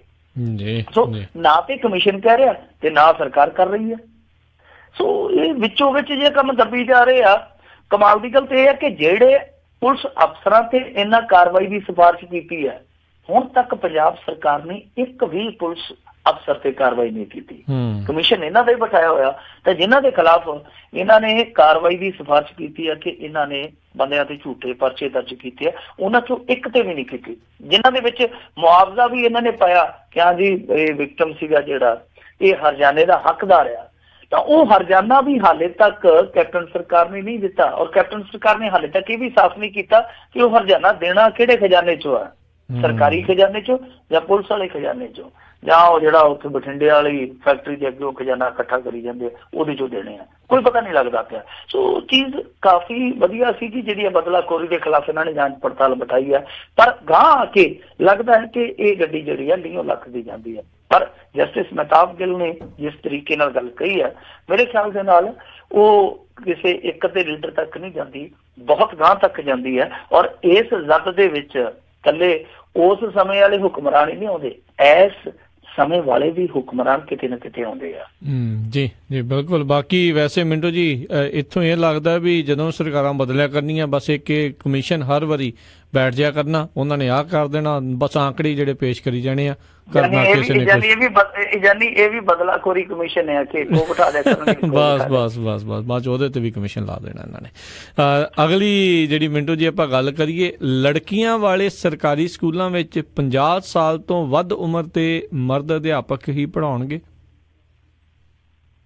ਦੇਖੋ ਇਹ ਪਾਲਿਸੀ ਜਿਹੜੀ ਆ ਉਹ ਕਾਫੀ ਜ਼ਿਆਦਾ ਆਲੋਚਨਾ ਦਾ ਸ਼ਿਕਾਰ ਹੋਣ ਰਹੀ ਹੈ ਸੋਸ਼ਲ ਮੀਡੀਆ ਤੇ। ਤੁਸੀਂ ਦੇਖਿਆ ਹੋਣਾ ਅਧਿਆਪਕ ਵੀ ਹੈ ਜਿਹੜੇ, ਉਹ ਵੀ ਇਸ ਚੀਜ਼ ਨੂੰ ਪਸੰਦ ਨਹੀਂ ਕਰਦੇ ਪਏ। ਅਸਲ ਦੇ ਵਿੱਚ ਸਮੱਸਿਆ ਕੀ ਹੈ? ਸਮੱਸਿਆ ਇਹ ਆ ਕਿ ਛੇੜਛਾੜ ਦੇ ਮਾਮਲੇ ਬਹੁਤ ਸਾਰੇ ਇੱਥੇ ਆਉਂਦੇ ਆ ਪੰਜਾਬ ਦੇ ਵਿੱਚ ਸਾਹਮਣੇ। ਕਈ ਮਾਮਲੇ ਏਦਾਂ ਦੇ ਵੀ ਆਉਂਦੇ ਆ ਕਿ ਨਿੱਕੀਆਂ ਨਿੱਕੀਆਂ ਬੱਚੀਆਂ ਵੀ ਉਹ ਵਿਕਟਮ ਹੁੰਦੀਆਂ ਨੇ ਛੇੜਛਾੜ ਦੀਆਂ। ਦੇਖੋ ਇਹ ਵੈਸੇ ਨਾ ਦੋ ਤਰ੍ਹਾਂ ਦੀ ਖੇਡ ਆ। ਕੁਛ ਮਾਮਲਿਆਂ 'ਚ ਫਰਜ਼ ਤੋਂ ਡਿੱਗੇ ਲੋਕ, ਜ਼ਮੀਰ ਤੋਂ ਡਿੱਗੇ ਲੋਕ ਏਦਾਂ ਦੀਆਂ ਕਾਲੀਆਂ ਕਰਤੂਤਾਂ ਕਰਦੇ ਵੀ ਆ, ਕੋਈ ਸ਼ੱਕ ਨਹੀਂ। ਕੁਛ ਕਾਲੀਆਂ ਭੇਡਾਂ ਇਸ ਪਾਕ ਮੁਕੱਦਸ ਪੇਸ਼ੇ ਦੇ ਵਿੱਚ ਹੈ, ਕੋਈ ਮੁਨਕਰ ਨਹੀਂ ਹੋ ਸਕਦਾ। ਪਰ ਕੁਛ ਮਾਮਲਿਆਂ ਦੇ ਵਿੱਚ ਟੀਚਰਾਂ ਨੂੰ ਸਿਆਸਤ ਦਾ ਵੀ ਸ਼ਿਕਾਰ ਬਣਾ ਲਿਆ ਜਾਂਦਾ। ਬਹੁਤ ਸਾਰੇ ਮਾਮਲਿਆਂ 'ਚ ਏਦਾਂ ਅੱਗੇ ਹੋ ਚੁੱਕਾ, ਕਈ ਮਾਮਲੇ ਸਾਬਤ ਵੀ ਹੋ ਚੁੱਕੇ ਆ। ਕਿਉਂਕਿ ਕਾਨੂੰਨ ਇੱਕ ਤਰਫਾ ਜਿਹਾ, ਜਦੋਂ ਕੋਈ ਬੰਦਾ ਰਗੜਿਆ ਜਾਂਦਾ ਛੇਤੀ ਸੁਣਵਾਈ ਨਹੀਂ ਹੁੰਦੀ, ਅਦਾਲਤਾਂ 'ਚ ਜਾ ਕੇ ਤੈਅ ਜ਼ਰੂਰ ਹੋ ਜਾਂਦਾ ਜੀ। ਫਿਰ ਦੋਵੇਂ ਚੀਜ਼ਾਂ ਨੇ ਕਿ ਕਈ ਥਾਈਂ ਪਵਿੱਤਰ ਪੇਸ਼ੇ ਨੂੰ ਲੀਕ ਵੀ ਲੱਗਦੀ ਆ, ਕਈ ਥਾਈਂ ਸਿਆਸਤ ਵੀ ਹੁੰਦੀ ਹੈ, ਸਾਜ਼ਿਸ਼ ਵੀ ਹੁੰਦੀ ਹੈ। ਦੋਵੇਂ ਚੀਜ਼ਾਂ ਨਾਲ ਨਾਲ ਦੇਖਣੀਆਂ ਚਾਹੀਦੀਆਂ। ਪਰ ਇਹਨਾਂ ਨੇ ਹੁਣ ਇਸੇ ਤਰਕ ਦੇ ਨਾਲ ਕਿ ਛੇੜਛਾੜ ਦੇ ਮਾਮਲੇ ਜਿਹੜੇ ਵੱਧਦੇ ਆ, ਜਿਹੜੇ ਖਾਸ ਤੌਰ ਤੇ ਕੰਨਿਆ ਸਕੂਲ ਆ, ਗਰਲ ਸਕੂਲ ਆ, ਉਹਨਾਂ ਦੇ ਵਿੱਚ ਇਹ ਹੁਕਮ ਜਾਰੀ ਕਰ ਦਿੱਤੇ ਆ ਕਿ 50 ਸਾਲ ਤੋਂ ਉੱਤੇ ਦੇ ਟੀਚਰ ਪੜ੍ਹਾਉਣਗੇ। ਮਤਲਬ ਇਹ ਆ ਕਿ ਜੋ ਕਿ ਅੰਡਰ 50 ਹੈ ਟੀਚਰ, ਉਹ ਮੁੰਡਿਆਂ ਦੇ ਸਕੂਲ 'ਚ ਜਾਊਗਾ।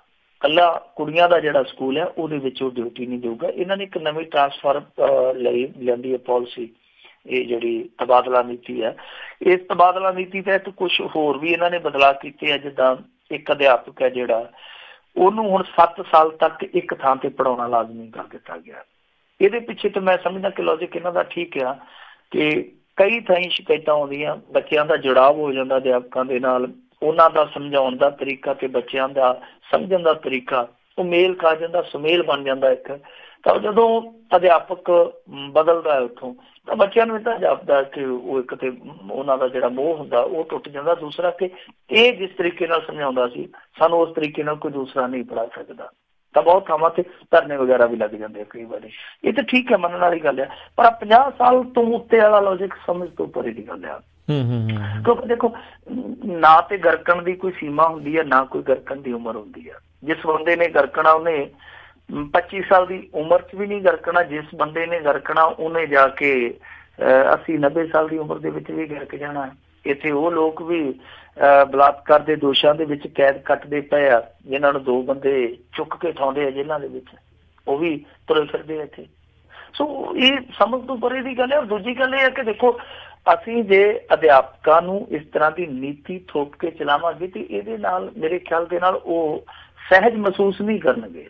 ਇੱਕ ਤਰ੍ਹਾਂ ਨਾਲ ਉਹ ਤੇ ਖੁਦ ਸਾਰਾ ਹੀ ਜਿਹੜੇ ਬੰਦੇ ਲਗਨ ਨਾਲ ਪੜ੍ਹਾਉਂਦੇ ਆ, ਜਿਨ੍ਹਾਂ ਦੇ ਮਨ 'ਚ ਕਦੇ ਇਸ ਤਰ੍ਹਾਂ ਦੀ ਖੋਟ ਨਹੀਂ ਆਉਂਦੀ, ਆਪਣੇ ਬੱਚਿਆਂ ਵਾਂਗੂ ਦੂਸਰੇ ਬੱਚਿਆਂ ਨੂੰ ਪਿਆਰ ਕਰਦੇ ਆ, ਉਹਨਾਂ ਦੇ ਮਨਾਂ ਦੇ ਵਿੱਚ ਵੀ ਹੀਨਤਾ ਆਏਗੀ ਕਿਤੇ ਨਾ ਕਿਤੇ ਕਿ ਸਾਡੇ ਤੇ ਸਰਕਾਰ ਵੀ ਯਕੀਨ ਨਹੀਂ ਕਰ ਰਹੀ, ਸਾਡੇ ਤੇ ਸਮਾਜ ਵੀ ਯਕੀਨ ਨਹੀਂ ਕਰ ਰਿਹਾ। ਸੋ ਉਹ ਜਿਹੜਾ ਇੱਕ ਖੱਪਾ ਉਹ ਖੱਪਾ ਹੋਰ ਵਧੂਗਾ ਤੇ ਨਤੀਜਾ ਇਹਦਾ ਕੀ ਨਿਕਲਦਾ, ਮੇਰੇ ਹਿਸਾਬ ਦੇ ਨਾਲ ਨਤੀਜਾ ਇਹਦਾ ਬਹੁਤਾ ਪੋਜ਼ਿਟਿਵ ਨਹੀਂ ਨਿਕਲੇਗਾ। ਕਿਉਂਕਿ ਜਿੰਨੀਆਂ ਕੁ ਘਟਨਾਵਾਂ, ਜਿੰਨੀਆਂ ਕੁ ਸ਼ਿਕਾਇਤਾਂ ਅੱਗੇ ਦਰਜ ਹੁੰਦੀਆਂ ਉਹਦੇ 'ਚ ਮੰਨ ਲਓ ਨਿੱਕੀ ਦਾ ਫਰਕ ਪੈ ਜਾਂਦਾ ਤਾਂ ਪੈ ਜਾਂਦਾ, ਪਰ ਬਹੁਤਾ ਫਰਕ ਪੈਣ ਦੀ ਸੰਭਾਵਨਾ ਨਹੀਂ ਹੈ। ਕਿਉਂਕਿ ਮੈਂ ਜਿਵੇਂ ਕਿ ਤੁਹਾਨੂੰ ਦੱਸਿਆ ਕਿ ਬਹੁਤ ਸਾਰੇ ਮਾਮਲੇ ਆ ਜਿਹੜੇ ਉਹ ਕਈ ਵਾਰ ਸਿਆਸਤ ਤੋਂ ਪ੍ਰੇਰਿਤ ਨਿਕਲਦੇ ਆ। ਬਹੁਤ ਮਾਮਲਿਆਂ ਦੇ ਵਿੱਚ ਕੁਛ ਲੋਕ ਨਜ਼ਾਰਾ ਕਰ ਜਾਂਦੇ ਆ। ਇਹ ਦੋਵੇਂ ਚੀਜ਼ਾਂ ਨਾਲੋਂ ਨਾਲ ਚੱਲਦੀਆਂ। ਬਾਕੀ ਲਾਲਨਯੋਗ ਇਹ ਠੀਕ ਆ, ਪਰ ਇਸ ਤਰ੍ਹਾਂ ਦੀ ਨੀਤੀ ਨੂੰ ਬਹੁਤ ਸਾਰੇ ਲੋਕ ਰੱਦ ਕਰਦੇ ਪਏ ਆ। ਇੱਥੋਂ ਤੱਕ ਇੱਕ ਅਧਿਆਪਕ ਨੇ ਜਿਹੜਾ ਕਿ ਸਾਡਾ ਮਿੱਤਰ ਹੀ ਹੈ, ਉਹਨੇ ਟਿੱਪਣੀ ਵੀ ਕੀਤੀ। ਉਹ ਕਹਿੰਦਾ ਕਿ ਇਹਦੇ ਨਾਲ ਚੰਗਾ ਤੁਸੀਂ ਭਰਤੀ ਫਿਰ 50 ਸਾਲ ਤੋਂ ਸ਼ੁਰੂ ਕਰ ਦਿਓ। ਜੇ ਤੁਹਾਨੂੰ ਇਹ ਲੱਗਦਾ ਕਿ 50 ਸਾਲ ਤੋਂ ਉੱਤੇ ਦੀ ਉਮਰ ਦਾ ਬੰਦਾ ਜਿਹੜਾ ਉਹ ਕਰੈਕਟਰ ਪੱਖੋਂ ਵੀ ਠੀਕ ਆ, ਉਹ ਬੰਦਾ ਪੜ੍ਹਾਈ ਦੇ ਤੌਰ ਤੇ ਵੀ ਤੁਹਾਨੂੰ ਠੀਕ ਫਿੱਟ ਜਾਪਦਾ, ਤਾਂ ਫਿਰ ਤੁਸੀਂ ਭਰਤੀ 50 ਤੋਂ ਉੱਤੇ ਵਾਲੇ ਦੀ ਕਰ ਲਓ। ਦੂਜੇ ਜਿਹੜੇ ਆ ਉਹਨਾਂ ਨੂੰ ਪਕੌੜੇ ਤਲ ਤੇ ਲਾ ਦਿਓ।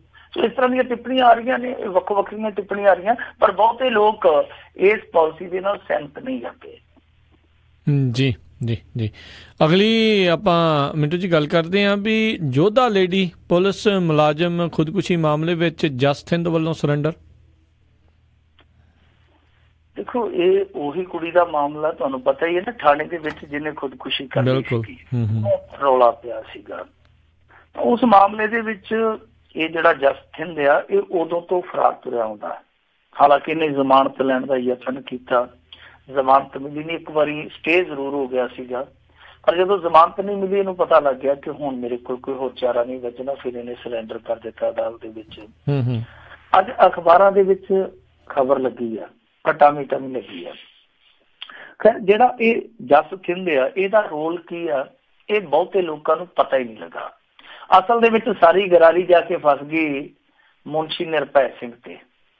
ਉਹ ਜਿਹੜਾ ਮੁਨਸ਼ੀ ਸੀਗਾ ਉਹ ਅੰਦਰ ਚਲੇ ਗਿਆ, ਪਿੱਟਦਾ ਰਿਹਾ ਕਿ ਮੇਰਾ ਕੋਈ ਦੋਸ਼ ਨਹੀਂ, ਮੇਰਾ ਕੋਈ ਕਸੂਰ ਨਹੀਂ। ਮੈਂ ਇਸ ਕੁੜੀ ਦੀ ਰਿਪੋਰਟ ਜ਼ਰੂਰ ਦਰਜ ਕੀਤੀ ਇੱਕ ਵਾਰੀ, ਕਿਉਂਕਿ ਇਹਨੇ ਡਿਊਟੀ ਦੇਣ ਤੋਂ ਨਾ ਕਰ ਦਿੱਤੀ ਸੀ। ਮੈਂ ਇਹਦੀ ਰਪਟ ਪਾ ਦਿੱਤੀ। ਉਸ ਤੋਂ ਬਾਅਦ ਇਸ ਕੁੜੀ ਨੂੰ ਉਤਲੇ ਦਫ਼ਤਰ ਬੁਲਾ ਲਿਆ ਗਿਆ, DSP ਦਫ਼ਤਰ ਬੁਲਾ ਲਿਆ ਗਿਆ, ਪਰ ਫਿਰ ਡਿਊਟੀ ਦੀ ਜ਼ਰੂਰਤ ਪਈ ਤੇ ਕੁੜੀ ਥਾਣੇ 'ਚ ਆ ਗਈ।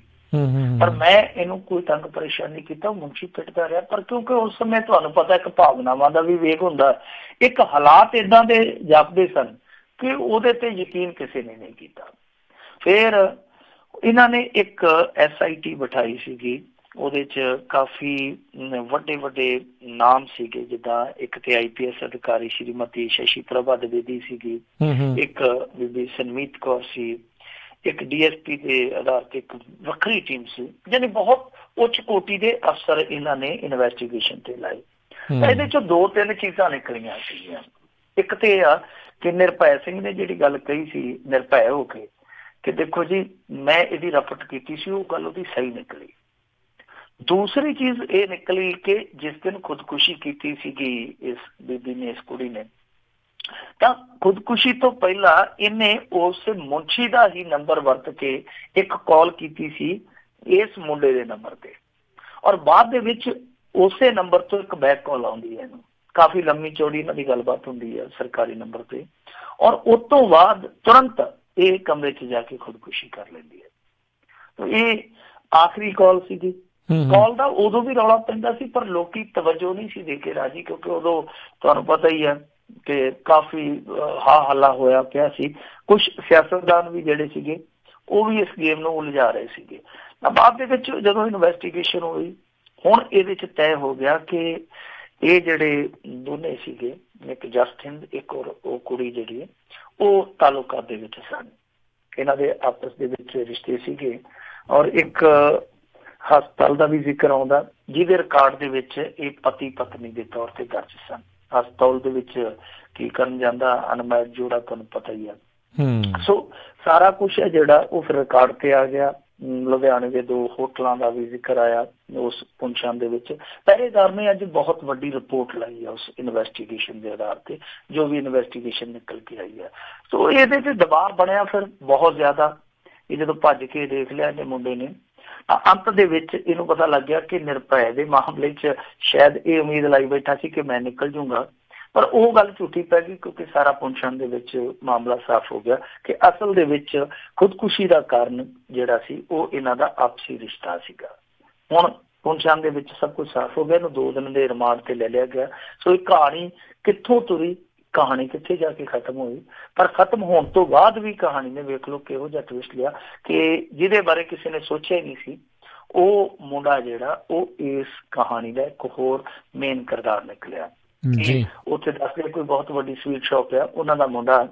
ਹਾਲਾਂਕਿ ਦੱਸਦੇ ਤਾਂ ਇਹ ਹੈ ਕਿ ਇਹਨੂੰ ਬਚਾਉਣ ਲਈ ਹੀ ਬਹੁਤ ਸਾਰੇ ਸਿਆਸਤਦਾਨਾਂ ਨੇ ਉਸ ਸਮੇਂ, ਉਹ ਰਾਜਨੀਤੀ ਬਾਹਰੋਂ ਤੇ ਸਾਨੂੰ ਚੰਗੀ ਲੱਗਦੀ ਸੀ ਕਿ ਠੀਕ ਆ ਕੁੜੀ ਦੇ ਹੱਕ ਦੇ ਵਿੱਚ ਲੜਾਈ ਲੜੀ ਜਾ ਰਹੀ ਹੈ, ਪਰ ਅੰਦਰ ਖਾਤੇ ਦੱਸਦੇ ਸੀ ਕਿ ਇਸ ਬੰਦੇ ਨੂੰ ਬਚਾਉਣ ਲਈ ਯਤਨ ਕੀਤੇ ਜਾ ਰਹੇ ਸੀ ਕੁਝ ਸਿਆਸਤਦਾਨਾਂ ਵੱਲੋਂ, ਪਾਰਟੀਕੂਲਰ ਕੁਝ ਸਿਆਸਤਦਾਨਾਂ ਵੱਲੋਂ। ਜੀ ਜੀ। ਅਗਲੀ ਮਿੰਟੂ ਜੀ ਗੱਲ ਕਰੀਏ, ਕਹਿੰਦੇ ਡੇਰਾ ਸਿਰਸਾ ਵਿੱਚ ਬਹੁਤੀਆਂ ਉਸਾਰੀਆਂ ਨਾਜਾਇਜ਼ ਸਨ। ਦੇਖੋ ਇਹ ਜਿਹੜੀਆਂ ਉਸਾਰੀਆਂ ਵਾਲੀ ਗੱਲ ਆ, ਇਹ ਆਪਾਂ ਸ਼ੁਰੂ ਤੋਂ ਹੀ ਜਿਹੜੇ ਚਰਚਾ ਕਰਦੇ ਰਹੇ ਆ ਕਿ ਇੱਥੋਂ ਸ਼ੁਰੂਆਤ ਹੋਣੀ ਚਾਹੀਦੀ ਹੈ ਜੀ। ਪਹਿਲਾਂ ਤਾਂ ਇਹ ਦੇਖਣਾ ਚਾਹੀਦਾ ਕਿ ਆ ਜਿਹੜੀ ਗੁਫਾ ਹੈ ਜੀ, ਆ ਸਕਿਨ ਬੈਂਕ ਆ, ਫਲਾਂ ਬੈਂਕ ਆ, ਟਮਕਾ ਬੈਂਕ ਆ, ਵਿੱਚ ਹੋ ਸਕਦਾ ਦੂਜਾ ਨੋਟਾਂ ਵਾਲਾ ਵੀ ਬੈਂਕ ਹੋਵੇ, ਆਪਾਂ ਤੇ ਕਦੇ ਗਏ ਨਹੀਂ। ਆ ਹੋਟਲ ਆ, ਹੋਸਟਲ ਆ, ਇਹ ਸਾਰੀਆਂ ਚੀਜ਼ਾਂ ਦੀ ਜਾਂਚ ਪੜਤਾਲ ਹੋਣੀ ਚਾਹੀਦੀ ਹੈ ਕਿ ਜਿੰਨੀ ਵੀ ਇਮਾਰਤ ਸਾਜ਼ੀ ਕੀਤੀ ਗਈ ਹੈ ਉਸ ਡੇਰੇ ਦੇ ਵਿੱਚ, ਕੀ ਇਹਦੀ ਇਜਾਜ਼ਤ ਲਈ ਗਈ ਆ, ਕਿ ਇਹ ਸਾਰੀ ਜਿਹੜੀ ਰਸਮ ਪੂਰਤੀ ਹੁੰਦੀ ਹੈ ਕੀਤੀ ਗਈ ਇਹਨਾਂ ਵੱਲੋਂ। ਤਾਂ ਉਹੀ ਹੁਣ ਹੌਲੀ ਹੌਲੀ ਚੀਜ਼ ਖੁੱਲਦੀ ਪਈ ਹੈ, ਇਹ ਪਰਤ ਖੁੱਲੀ ਹੈ। ਦੇਖੋ ਜਿਹੜੀਆਂ ਹੁੰਦੀਆਂ ਨੇ ਅਥਾਰਟੀਆਂ, ਜਿਹੜੀਆਂ ਇਸ ਤਰ੍ਹਾਂ ਦੀਆਂ ਪ੍ਰਵਾਨਗੀਆਂ ਦਿੰਦੀਆਂ, ਉਹਨਾਂ ਦੇ ਵਿੱਚੋਂ ਇੱਕ ਬਹੁਤ ਮਹੱਤਵਪੂਰਨ ਅਥਾਰਟੀ ਹੁੰਦੀ ਆ, ਉਹਨੂੰ ਕਹਿ ਦਿੰਦੇ ਆ ਟਾਊਨ ਪਲੈਨਿੰਗ। ਸੋ ਜਿਹੜੀ ਇਹ ਟਾਊਨ ਪਲੈਨਿੰਗ ਅਥਾਰਟੀ ਹੈ, ਇਹਦੇ ਵੱਲੋਂ ਸਾਫ਼ ਕੀਤਾ ਗਿਆ ਕਿ ਜਿੰਨੀਆਂ ਵੀ ਇੱਥੇ ਇਮਾਰਤਾਂ ਸੀ ਉਹਨਾਂ ਦੀ ਕੁੱਲ ਗਿਣਤੀ ਸੀ 23, ਔਰ 23 ਦੇ ਵਿੱਚੋਂ 12 ਦੀ ਉਸਾਰੀ, ਜਿਹੜੀ 12 ਦੀ ਇਮਾਰਤ ਸਾਜੀ ਸੀਗੀ ਜਿਹੜੀ, ਉਹ ਇਲੀਗਲ ਢੰਗ ਦੇ ਨਾਲ ਕੀਤੀ ਗਈ ਸੀ। ਮਤਲਬ ਕਿ ਅੱਧੀਆਂ ਜਿਹੜੀਆਂ ਇਮਾਰਤਾਂ ਸੀ ਉਹ ਇਲੀਗਲ ਢੰਗ ਦੇ ਨਾਲ ਖੜੀਆਂ ਕੀਤੀਆਂ ਗਈਆਂ ਸੀ। ਸਰਕਾਰ ਦੇ ਕੋਲੋਂ CLU ਦੀ ਕੋਈ ਮਨਜ਼ੂਰੀ ਨਹੀਂ ਲਈ ਗਈ। ਜਿੱਦਾਂ ਮੈਂ ਤੁਹਾਨੂੰ ਕਿਹਾ ਕਿ ਕਈ ਮਨਜ਼ੂਰੀਆਂ ਲੈਣੀਆਂ ਪੈਂਦੀਆਂ ਟਾਊਨ ਪਲੈਨਿੰਗ ਵੱਲੋਂ ਵੀ, ਕਈ ਕਿਸਮ ਦੀਆਂ ਹੁੰਦੀਆਂ, ਵਾਤਾਵਰਨ ਨਾਲ ਵੀ ਸੰਬੰਧਿਤ ਕਈ ਇਹ ਚੱਕਰ ਹੁੰਦੇ ਆ। ਖੈਰ ਇਹ ਫਿਰ ਕਿਸੇ ਚੱਕਰ 'ਚ ਪਈ ਨਹੀਂ, ਕਿਉਂਕਿ ਇਹਨਾਂ ਦਾ ਚੱਕਰ ਤੁਹਾਨੂੰ ਪਤਾ ਹੀ ਹੈ ਜਿਹਨਾਂ ਦੇ ਨਾਲ ਚੱਲਦਾ ਸੀਗਾ। ਕੋਤਵਾਲ ਤੋਂ ਫਿਰ ਡਰ ਕਾਏਗਾ, ਜਦੋਂ ਰਾਜਨੀਤਿਕ ਲੋਕ ਤੇ ਇਹਨਾਂ ਦੇ ਚਰਨਾਂ ਦੇ ਵਿੱਚ ਚੈੱਕ ਚਾੜ ਕੇ ਮੱਥਾ ਰਗੜ ਕੇ ਜਾਂਦੇ ਸੀਗੇ ਤੇ ਇਹਨਾਂ ਨੇ ਮਨਜ਼ੂਰੀਆਂ ਕਿਹਦੀਆਂ ਲੈਣੀਆਂ ਸੀ। ਪਰ ਇਹਦੇ ਵਿੱਚੋਂ ਹੁਣ ਜਿਹੜੀ ਇੱਕ ਸੂਚੀ ਨਿਕਲ ਕੇ ਆਈ ਆ, ਇੱਕ ਟੈਲੀਵਿਜ਼ਨ ਚੈਨਲ ਨੇ ਦਾਅਵਾ ਕੀਤਾ ਕਿ ਸਾਡੇ ਕੋਲ ਅਦਾਲਤ 'ਚ ਪੇਸ਼ ਕੀਤੀ ਰਿਪੋਰਟ ਦੀ ਕਾਪੀ ਆ। ਉਹਨਾਂ ਨੇ ਦੱਸਿਆ ਕਿ ਜਿਹੜਾ ਬਾਬੇ ਦਾ ਫਾਰਮ ਹਾਊਸ ਸੀਗਾ 3.5 ਕਿੱਲਿਆਂ ਵਿੱਚ ਬਣਿਆ, ਉਹ ਵੀ ਗੈਰ ਕਾਨੂੰਨੀ ਸੀ। ਫਿਰ 64 ਕਿੱਲਿਆਂ 'ਚ ਰਾਮ ਰਹੀਮ ਦੀ ਇੱਕ ਧਾਰਮਿਕ ਬਿਲਡਿੰਗ ਸੀ, ਉਹ ਵੀ ਗੈਰ ਕਾਨੂੰਨੀ ਸੀ ਡੇਰੇ 'ਚ। ਫਿਰ ਬਾਬੇ ਦਾ 2 ਨੰਬਰ ਵਾਲਾ ਫਾਰਮ ਹਾਊਸ ਸੀਗਾ ਜਿਹੜਾ 1 ਕਿੱਲੇ 'ਚ, ਉਹ ਵੀ ਇਲੀਗਲ ਸੀਗਾ। ਫਿਰ ਤਕਰੀਬਨ 1 ਕਿੱਲੇ ਵਿੱਚ ਜਿਹੜੀ ਬਾਬੇ ਦੀ ਸਤਿਆ ਆਯੁਰਵੈਦਿਕ ਫਾਰਮੇਸੀ ਦੀ ਇਮਾਰਤ ਫੈਲੀ ਸੀਗੀ, ਉਹ ਵੀ ਇਲੀਗਲ ਸੀ। ਇੱਥੋਂ ਤੱਕ ਕਿ ਜਿਹੜਾ ਡੇਰੇ ਦੇ ਵਿੱਚ ਕ੍ਰਿਕਟ ਸਟੇਡੀਅਮ ਬਣਾਇਆ ਗਿਆ, ਜਿਹਦੀ ਬਹੁਤ ਇਹਨਾਂ ਨੇ ਮਸ਼ਹੂਰੀ ਕੀਤੀ, ਉਹ ਵੀ ਇਲੀਗਲ ਸੀਗਾ। ਇਹ ਤੋਂ ਇਲਾਵਾ ਜਿਹੜਾ ਗਰਲ ਹੋਸਟਲ ਸੀਗਾ ਉਹ ਤੇ ਬਣਾਇਆ ਇਹਨਾਂ ਨੇ ਕਾਨੂੰਨੀ ਢੰਗ ਦੇ ਨਾਲ, ਪਰ ਜਿਹੜਾ 4 ਕਿੱਲਿਆਂ ਦੇ ਵਿੱਚ ਮੁੰਡਿਆਂ ਦਾ ਹੋਸਟਲ ਬਣਾਇਆ ਸੀਗਾ ਉਹ ਇਲੀਗਲ ਸੀਗਾ। ਫਿਰ ਤਕਰੀਬਨ 3.5 ਕਿੱਲਿਆਂ 'ਚ ਜਿਹੜੀ ਧਰਮਸ਼ਾਲਾ ਬਣਾਈ ਗਈ ਸੀਗੀ ਉਹ ਵੀ ਇਲੀਗਲ ਸੀਗੀ। ਇਸ ਤੋਂ ਇਲਾਵਾ ਜਿਹੜਾ ਪਹਿਲਾਂ ਧਾਰਮਿਕ ਗੋਦਾਮ ਹੁੰਦਾ ਸੀਗਾ ਉਹ ਹੁਣ ਹਨੀਪ੍ਰੀਤ ਤੇ ਬਾਬੇ ਦੀਆਂ ਫਿਲਮਾਂ ਦਾ 2.25 ਕਿੱਲਿਆਂ ਦਾ ਇੱਕ ਸਟੂਡੀਓ ਬਣ ਗਿਆ, ਉਹ ਵੀ ਇਲੀਗਲ ਬਣਿਆ। ਫਿਰ ਧਾਰਮਿਕ ਦਫ਼ਤਰ ਜਿਹੜੇ ਸੀਗੇ ਉਹ ਵੀ ਗੈਰ ਕਾਨੂੰਨੀ ਸੀ। ਸਬਜ਼ੀਆਂ ਦੇ ਗੋਦਾਮ, ਸਾਬਣ ਦੇ ਗੋਦਾਮ, ਖਾਣੇ ਦੇ ਗੋਦਾਮ, ਇਹ ਸਭ ਕੁਛ ਇਲੀਗਲ ਬਣਾਇਆ ਗਿਆ ਸੀਗਾ। ਸੋ ਜਿਹੜੀ ਆਪਾਂ ਗੱਲ ਕਰਦੇ ਹੁੰਦੇ ਸਾਂ ਉਹ ਗੱਲ ਤਕਰੀਬਨ ਸੱਚ ਨਿਕਲੀ ਆ ਕਿ ਇਹ ਜਿਹੜੀਆਂ ਇਮਾਰਤਾਂ ਖੜੀਆਂ ਕੀਤੀਆਂ ਗਈਆਂ, ਵੱਡੀਆਂ ਵੱਡੀਆਂ ਬਿਲਡਿੰਗਾਂ ਬਣਾਈਆਂ ਗਈਆਂ, ਇਹਨਾਂ ਦੀ ਮਨਜ਼ੂਰੀ ਕਿਸੇ ਨੇ ਨਹੀਂ ਲਈ। ਸੋ ਇਹ ਇੱਕ ਪੱਖ ਆ ਹੁਣ ਕਹਾਣੀ ਦਾ। ਵੈਸੇ ਜਾਂਚ ਪੜਤਾਲ ਜਿੱਦਾਂ ਦੀ ਚੱਲਦੀ, ਆਪਾਂ ਕੱਲ ਵੀ ਗੱਲ ਕੀਤੀ ਸੀਗੀ ਕਿ ਨੋਟਾਂ ਦੇ ਟਰੱਕ ਕਹਿੰਦੇ ਕਿ ਗਏ ਆ, ਔਰ ਜਿਹੜਾ ਬੰਦਾ ਲੈ ਕੇ ਗਿਆ ਅਸੀਂ ਉਹਦੇ ਬਾਰੇ ਵੀ ਜਾਣਦੇ ਹਾਂ। ਹਾਈ ਕੋਰਟ ਪੁੱਛਦਾ ਪਿਆ ਜੇ ਜਾਣਦੇ ਹਾਂ ਤੇ ਫਿਰ ਮੂਰਤ ਕਿਹਦੇ ਤੋਂ ਕਢਾਉਣਾ, ਤੁਸੀਂ ਜਾ ਕੇ ਉਹਨੂੰ ਫੜ ਕੇ ਪੁੱਛਗਿੱਛ ਕਿਉਂ ਨਹੀਂ ਕਰਦੇ? ਤੇ ਜੇ ਤੁਸੀਂ ਨਹੀਂ ਕਰਨੀ ਅਸੀਂ ਪੰਜਾਬ ਪੁਲਿਸ ਵਾਲਿਆਂ ਨੂੰ ਘੱਲ ਦਿੰਦੇ ਹਾਂ। ਸੋ ਸਾਰੀਆਂ ਚੀਜ਼ਾਂ ਜਿਹੜੀਆਂ ਕੁੱਲ ਮਿਲਾ ਕੇ ਇਸ ਗੱਲ ਵੱਲ ਇਸ਼ਾਰਾ ਕਰਦੀਆਂ ਕਿ ਹਰਿਆਣਾ ਪੁਲਿਸ ਨੇ ਇਨਵੈਸਟੀਗੇਸ਼ਨ ਤੇ ਕੀਤੀ ਹੈ, ਰੋ ਪਿੱਟ ਕੇ ਕੀਤੀ ਹੈ, ਅੱਧੀ ਅਧੂਰੀ ਕੀਤੀ ਹੈ। ਉਹ ਥੋੜੀ ਜਿਹੀ ਰਿਪੋਰਟ ਪੇਸ਼ ਕਰ ਦਿੰਦੇ ਆ, ਫਿਰ ਰੁਕ ਜਾਂਦੇ ਆ, ਫਿਰ ਥੋੜੀ ਜਿਹੀ ਰਿਪੋਰਟ ਪੇਸ਼ ਕਰਾਉਂਦੇ ਆ। ਸੋ ਪੂਰੀ ਜਾਂਚ ਪੜਤਾਲ ਹੋ ਜਾਂਦੀ ਤਾਂ ਮੇਰੇ ਖਿਆਲ ਦੇ ਨਾਲ ਹੋਰ ਵੀ ਚੀਜ਼ਾਂ ਸਾਫ਼ ਹੋ ਸਕਦੀਆਂ ਸਨ। ਖੈਰ ਦੂਸਰੀ ਅਪਡੇਟ ਜ਼ਰੂਰੀ ਜਿਹੜੀ ਉਹ ਵੀ ਮੈਂ ਤੁਹਾਡੇ ਨਾਲ ਸਾਂਝੀ ਕਰ ਦੇਵਾਂ ਕਿ ਜਿਹੜਾ ਰਣਜੀਤ ਸਿੰਘ ਕਤਲ ਕਾਂਡ ਆ ਜੋ ਇਸੇ ਡੇਰਾ ਮੁਖੀ ਦੇ ਨਾਮ ਲੱਗਦਾ ਵਾ, ਉਸ ਕਤਲ ਹੋ ਚੁੱਕੀ ਆ। ਫਾਈਨਲ ਜ਼ਿਰਾ ਦੀ ਜਿਹੜੀ ਅਗਲੀ ਤਰੀਕ 14 ਪੈ ਗਈ ਆ ਤੇ ਲੱਗਦਾ ਇਹ ਆ ਕਿ ਫਾਈਨਲ ਜ਼ਿਰਾ ਜਿਹੜੀ ਉਹ ਇਸ ਮਹੀਨੇ ਮੁਕੰਮਲ ਹੋ ਜਾਣੀ ਆ। ਉਸ ਤੋਂ ਬਾਅਦ ਮਾਰਚ ਦੇ ਵਿੱਚ ਜਿਵੇਂ ਆਉਂਦੇ ਨੇ ਨਾ 31 ਮਾਰਚ ਆਉਣ ਵਾਲਾ, ਬੱਚੇ ਕਹਿੰਦੇ ਹੁੰਦੇ ਸੀ ਰਿਜ਼ਲਟ ਆਉਣਾ, ਤੇ ਲੱਗਦਾ ਕਿ ਇਸ ਕੇਸ ਦੇ ਵਿੱਚ ਵੀ 31 ਮਾਰਚ ਤਾਂ ਮੁਕਰਰ ਨਹੀਂ ਆਪਾਂ ਕਰ ਸਕਦੇ, ਲੱਗਦਾ ਹੈ ਕਿ ਮਾਰਚ ਦੇ ਵਿੱਚ ਇਸ ਕੇਸ ਦਾ ਰਿਜ਼ਲਟ ਵੀ ਆ ਜਾਣਾ। ਜੀ ਜਾਂਦੇ ਜਾਂਦੇ ਮਿੰਟੂ ਜੀ ਗੱਲ ਕਰ ਲਈਏ ਜਸਵਿੰਦਰ ਰੌਂਕੀ ਦੀ ਭੈਣ ਅਕਾਲੀ ਦਲ 'ਚ ਸ਼ਾਮਲ। ਦੇਖੋ ਜਸਵਿੰਦਰ ਰੌਕੀ ਆਪਣੇ ਸਮੇਂ ਦਾ ਬੜਾ ਵੱਡਾ ਗਰੋਹਬਾਜ਼ ਸੀਗਾ, ਫਿਰ ਉਹ ਸਿਆਸਤ ਦੇ ਵਿੱਚ ਆ ਗਿਆ ਔਰ ਉਹਨੇ ਜਿਹੜੀ ਪਹਿਲੀ ਚੋਣ ਲੜੀ ਸੀਗੀ ਉਸ ਪਹਿਲੀ ਚੋਣ ਦੇ ਵਿੱਚ ਹੀ ਉਹਨੇ ਸੁਰਜੀਤ ਜੈਣੀ ਦੀਆਂ ਮੱਥੇ ਦੀਆਂ ਤਿਊੜੀਆਂ ਦੇ ਵਿੱਚ ਤਰੇੜੀਆਂ ਲਿਆ ਦਿੱਤੀਆਂ ਸੀਗੀਆਂ, ਇਹਦੀ ਜ਼ਬਰਦਸਤ ਕਰ ਦਿੱਤੀ ਸੀ। ਕੁਝ ਕੁ ਵੋਟਾਂ ਤੇ ਉਹ ਜਿੱਤ ਹਾਰ ਹੋਈ ਸੀ, ਮਸੀਂ ਮੇਰੇ ਖਿਆਲ ਦੇ ਨਾਲ 400-500 ਵੋਟਾਂ ਦਾ ਮਾਰਜਨ ਸੀਗਾ, 1000 ਤੋਂ ਥੱਲੇ ਸੀ। ਸੋ ਉਹ ਇਲੈਕਸ਼ਨ ਬਹੁਤ ਜ਼ਬਰਦਸਤ ਹੋਇਆ ਸੀਗਾ। ਉਸ ਤੋਂ ਬਾਅਦ ਇਸ ਵਾਰੀ ਜਸਵਿੰਦਰ ਰੌਕੀ ਸੀਗਾ ਜਿਹੜਾ ਪਿਛਲੀ ਵਾਰੀ ਮੈਦਾਨ 'ਚ ਉਤਰ ਕੇ ਜਸਵਿੰਦਰ ਰੌਕੀ ਨੇ ਏਡਾ ਵੋਟ ਬੈਂਕ ਸਥਾਪਿਤ ਕੀਤਾ, ਉਹਦੇ ਪਿੱਛੇ ਅਸਲ ਦੇ ਵਿੱਚ ਅਕਾਲੀ ਦਲ ਹੀ ਸੀ। ਅੱਜ ਸਿੱਧੇ ਰੂਪ ਦੇ ਵਿੱਚ ਜਿਹੜੀ ਬੀਬੀ ਸ਼ਾਮਲ ਹੋ ਗਈ ਹੈ ਇਹਨਾਂ ਦੇ ਨਾਲ, ਰਾਜਦੀਪ ਕੌਰ, ਇਹ ਅੰਦਰ ਖਾਤੇ ਤੇ ਪਹਿਲਾਂ ਹੀ ਸਾਰਾ ਕੁਛ ਰਲ ਮਿਲ ਕੇ ਚੱਲ ਰਿਹਾ ਸੀਗਾ। ਕਿਉਂਕਿ ਦੇਖੋ ਨਾ ਕਿ ਇੱਕ ਬੰਦਾ ਆਜ਼ਾਦ ਉਮੀਦਵਾਰ ਖੜਦਾ, ਉਹ ਇੰਨੀਆਂ ਵੋਟਾਂ ਕਿਵੇਂ ਲਿਜਾ ਸਕਦਾ ਪਹਿਲੇ ਝਟਕੇ ਦੇ ਵਿੱਚ। ਅਕਾਲੀ ਦਲ ਦੇ ਅੰਦਰ ਖਾਤੇ ਉਹਦੀ ਸਪੋਰਟ ਕੀਤੀ ਸੀ। ਐਤਕੀ ਵੀ ਜਦੋਂ ਬੀਬੀ ਰਾਜਦੀਪ ਕੌਰ ਇਸ ਤਕੋਨੇ ਮੁਕਾਬਲੇ 'ਚ ਉਤਰੀ, ਐਤਕੀ ਵੀ ਇਹ 40,000 ਦੇ ਕਰੀਬ ਵੋਟਾਂ ਲੈ ਗਈ ਤੇ ਲੋਕ ਹੈਰਾਨ ਨੇ ਕਿ ਇਹਨਾਂ ਦਾ ਪਰਿਵਾਰ ਜਿਹੜਾ ਇੱਕ ਤੇ ਏਡੀ ਪੱਕੀ ਵੋਟ ਜਿਹੜੀ ਹੈ ਉਹ ਲਈ ਬੈਠਾ, ਦੂਸਰੇ ਪਾਸੇ ਅਕਾਲੀ ਦਲ ਹੈ ਜਿਹੜਾ ਉਹ ਵੀ ਅੰਦਰ ਖਾਤੇ ਇਹਨਾਂ ਦੀ ਮਦਦ ਕਰਦਾ ਤੇ ਇਹ ਪਰਿਵਾਰ ਜਿਹੜਾ ਅੱਗੇ ਜਾਊਗਾ ਤੇ ਜਾਊਗਾ ਕਿਹੜੀ ਪਾਰਟੀ 'ਚ, ਖੁੱਲੇ ਰੂਪ ਦੇ ਵਿੱਚ। ਇਹ ਸਾਰਿਆਂ ਨੂੰ ਇੱਥੇ ਸ਼ੰਕਾ ਸੀਗਾ। ਅੱਜ ਇਹਨਾਂ ਨੇ ਜਦੋਂ ਪੋਲ ਖੋਲੋ ਰੈਲੀ ਸ਼ੁਰੂਆਤ ਕੀਤੀ ਉੱਥੇ ਫਾਜ਼ਿਲਕਾ ਤੋਂ, ਉਸ ਰੈਲੀ ਦੇ ਵਿੱਚ ਇਹ ਬੀਬੀ ਰਾਜਦੀਪ ਕੌਰ ਜਿਹੜੀ ਹੈ ਉਹ ਜਾ ਕੇ ਸ਼ਾਮਲ ਹੋ ਗਈ ਹੈ। ਉਹਦਾ ਮਤਲਬ ਹੈ ਕਿ ਅਕਾਲੀ ਦਲ ਨੇ ਜਿਨ੍ਹਾਂ ਨੂੰ ਬਹੁਤ ਲੰਮੇ ਸਮੇਂ ਤੋਂ ਇਨਡਾਇਰੈਕਟਲੀ ਸਪੋਰਟ ਕੀਤਾ ਸੀ, ਹੁਣ ਡਾਇਰੈਕਟਲੀ ਸਪੋਰਟ ਕਰਨ ਦਾ ਫੈਸਲਾ ਕਰ ਲਿਆ। ਉਹਨਾਂ ਦਾ ਫੈਸਲਾ ਨਹੀਂ ਕਿਹਾ ਜਾ ਸਕਦਾ ਰੌਕੀ ਹੋਰਾਂ ਦੇ ਪਰਿਵਾਰ ਦਾ, ਇਹ ਅਕਾਲੀ ਦਲ ਦਾ ਫੈਸਲਾ ਕਿ ਹੁਣ ਤੁਸੀਂ ਖੁੱਲੇ ਰੂਪ ਦੇ ਵਿੱਚ ਆ ਜਾਓ। ਤਾਂ ਇੱਥੋਂ ਇਹ ਵੀ ਤੈਅ ਹੋ ਗਿਆ ਕਿ ਆਉਣ ਵਾਲੇ ਸਮੇਂ ਦੇ ਵਿੱਚ ਇਹ ਜਿਹੜੀ ਬੀਬੀ ਰਾਜਵੀਰ ਕੌਰ ਹੈ, ਸ਼ਾਇਦ ਆਪਾਂ ਰਾਜਦੀਪ ਕੌਰ ਕਹਿ ਰਹੇ ਹਾਂ, ਇਹ ਜਿਹੜੀ ਬੀਬੀ ਹੈ, ਇਹ ਬੀਬੀ ਮੈਨੂੰ ਲੱਗਦਾ ਕਿ ਫਾਜ਼ਿਲਕਾ ਦੇ ਵਿੱਚੋਂ ਫਿਰ ਚੋਣ ਮੈਦਾਨ 'ਚ ਸਾਨੂੰ ਦੇਖਣ ਨੂੰ ਮਿਲੇਗੀ। ਇਸ ਵਾਰੀ ਕਿਹਦੇ ਵੱਲੋਂ ਦੇਖਣ ਨੂੰ ਮਿਲੇਗੀ ਉਹ ਵੀ ਲੱਗਦਾ ਤੈਅ ਹੋ ਗਿਆ। ਪਰ ਇਹਦੇ ਵਿੱਚ ਹੁਣ ਇੱਕ ਚੱਕਰ ਇਹ ਵੀ ਪੈ ਸਕਦਾ ਕਿ ਜਿਸ ਭਾਰਤੀ ਜਨਤਾ ਪਾਰਟੀ ਦੀਆਂ ਇਹਨਾਂ ਨੇ ਪੱਬੀਆਂ ਲਵਾਤੀਆਂ, ਕੀ ਭਾਰਤੀ ਜਨਤਾ ਪਾਰਟੀ ਜਰੂਗੀ ਕਿ ਸਾਡੇ ਸ਼ਰੀਕ ਜਿਹੜੇ ਆ ਉਸੇ ਦੇ ਰੂਪ ਦੇ ਵਿੱਚ ਅਕਾਲੀਆਂ ਨੇ ਆਪਣੇ ਨਾਲ ਖਿਲਾਰ ਲਿਆ? ਇਹ ਵੀ ਇੱਕ ਸੋਚਣ ਵਿਚਾਰਨ ਦਾ ਵਿਸ਼ਾ। ਸੋ ਇਹਨਾਂ ਸਾਰੀਆਂ ਚੀਜ਼ਾਂ ਤੋਂ ਪਾਰ ਕਿਵੇਂ ਪੈਂਦਾ ਇਹ ਹੁਣ ਸਮਾਂ ਦੱਸੂਗਾ। ਓਦਾਂ ਇਹ ਇੱਕ ਚੀਜ਼ ਜਿਹੜੀ ਸਾਫ਼ ਹੁੰਦੀ ਪਈ ਆ ਹੌਲੀ ਹੌਲੀ। ਵੈਸੇ ਕਿਸੇ ਦਿਨ ਨੂੰ ਐ ਪੂਰੀ ਨਿਖੜ ਕੇ ਸਾਡੇ ਸਾਹਮਣੇ ਆ ਜਾਊਗੀ ਕਿ ਜਿਹੜੀ ਰਾਜਨੀਤੀ ਕਹਿੰਦੀ ਹੈ ਕਿ ਅਸੀਂ ਇਸ ਤਰ੍ਹਾਂ ਦੇ ਗੈਂਗਸਟਰਾਂ ਤੋਂ, ਇਸ ਤਰ੍ਹਾਂ ਤੋਂ ਗਿਰੋਹਬਾਜ਼ਾਂ ਤੋਂ ਦੂਰੀ ਬਣਾ ਕੇ ਰੱਖਦੇ ਹਾਂ, ਉਹ ਅਸਲ ਦੇ ਵਿੱਚ ਇਸ ਜ਼ਮਾਨੇ ਦਾ ਸਭ ਤੋਂ ਵੱਡਾ ਝੂਠ ਆ। ਸਮੇਂ ਸਮੇਂ ਤੇ ਇਸ ਤਰ੍ਹਾਂ ਸੱਚ ਜਿਹੜੇ ਪ੍ਰਮਾਣਿਤ ਹੁੰਦੇ ਆ ਕਿ ਇਹੋ ਜਿਹੇ ਪਰਿਵਾਰਾਂ ਦੇ ਨਾਲ ਬੈਣੀਆਂ ਉੱਠਣੀਆਂ ਵੀ ਹੁੰਦੀਆਂ ਜਿਨ੍ਹਾਂ ਦੇ ਆਪਣੇ ਟੱਬਰ ਦੇ ਕਿਸੇ ਜੀ ਦਾ ਅਪਰਾਧਿਕ ਰਿਕਾਰਡ ਹੁੰਦਾ। ਸੋ ਇਹ ਜਿਹੜਾ ਰੌਕੀ ਸੀਗਾ, ਇਹ ਜੇਲ੍ਹ ਦੇ ਵਿੱਚ ਜਦੋਂ ਰਿਹਾ ਹੋਇਆ, ਅੱਜ ਤੋਂ 5-6 ਸਾਲ ਪਹਿਲਾਂ ਦੀ ਗੱਲ ਆ, ਜਦੋਂ ਇਹਨੂੰ ਲਿਆਂਦਾ ਗਿਆ ਸੀਗਾ ਜੇਲ੍ਹ ਤੋਂ ਲੈ ਕੇ ਦੱਸਦੇ ਆ ਕਿ ਕਈ ਕਿਲੋਮੀਟਰ ਲੰਮਾ ਇੱਕ ਕਾਫਲਾ ਸੀ, ਔਰ ਉਸ ਕਾਫਲੇ ਦੇ ਵਿੱਚ ਉਸ ਸਮੇਂ ਜਿਹੜਾ ਭਾਰਤੀ ਜਨਤਾ ਪਾਰਟੀ ਦਾ ਸੂਬਾ ਪ੍ਰਧਾਨ ਸੀ ਉਹਦਾ PA ਵੀ ਸੀਗਾ, ਉਹਦਾ ਖਾਸਮ ਖਾਸ ਇੱਕ ਹੋਰ ਬੰਦਾ ਸੀ ਜਿਹੜੇ ਹਾਰ ਪਾ ਕੇ ਉੱਥੋਂ ਰੌਕੀ ਨੂੰ ਜੇਲ੍ਹ ਚੋਂ ਕਢਾ ਕੇ ਗਏ ਸਨ। ਤਾਂ ਤੁਸੀਂ ਆਪ ਹੀ ਅੰਦਾਜ਼ਾ ਲਾ ਲਓ ਕਿ ਇਹ ਖੇਡ ਕਿੱਧਰ ਨੂੰ ਤੁਰੀ ਜਾਂਦੀ ਹੈ, ਇਹ ਖੇਡ ਅੱਗੇ ਕਿੱਧਰ ਨੂੰ ਜਾਣੀ ਹੈ।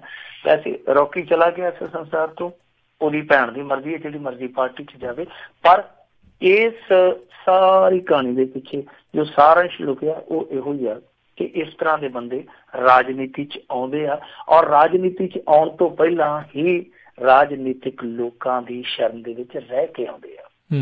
ਜੀ ਜੀ ਜੀ। ਤੇ ਮਿੰਟੂ ਜੀ ਬਹੁਤ ਬਹੁਤ ਤੁਹਾਡਾ ਧੰਨਵਾਦ, ਤੁਸੀਂ ਸਾਡੇ ਨਾਲ ਜੁੜੇ, ਇਹਨਾਂ ਖਬਰਾਂ ਬਾਰੇ ਸਾਨੂੰ ਵਿਸਤਾਰ 'ਚ ਜਾਣਕਾਰੀ ਦਿੱਤੀਆਂ। ਅਗਲੀ ਵਾਰ ਤੱਕ ਲਈ ਬਹੁਤ ਬਹੁਤ ਧੰਨਵਾਦ, ਮਿਹਰਬਾਨੀ, ਸਤਿ ਸ਼੍ਰੀ ਅਕਾਲ। ਸਤਿ ਸ਼੍ਰੀ ਅਕਾਲ ਜੀ। ਤੇ ਸੋ ਤੇ ਇੱਥੇ ਹੀ ਸਮਾਪਤੀ ਆ, ਤੇ ਮਿਲਦੇ ਹਾਂ ਤੁਹਾਨੂੰ ਸਾਰਿਆਂ ਨੂੰ ਅਗਲੇ ਬੁਲੇਟਿਨ। ਜਦੋਂ ਤੱਕ ਲਈ ਮੇਰੇ ਵੱਲੋਂ ਤੁਹਾਨੂੰ ਸਾਰਿਆਂ ਨੂੰ ਬਹੁਤ ਪਿਆਰ ਸਤਿਕਾਰ ਸਾਹਿਬ ਦੋਨੋਂ ਜੋੜ ਕੇ ਨਿੱਘੀ ਜੀ ਸਤਿ ਸ਼੍ਰੀ ਅਕਾਲ। ਜਿਹਦੇ ਵਾਸਤੇ ਰਹੋ, ਹੱਸਦੇ ਖੇਲਦੇ ਰਹੋ, ਸੁਣਦੇ ਰਹੋ ਪੰਜਾਬੀ ਰੇਡੀਓ USA।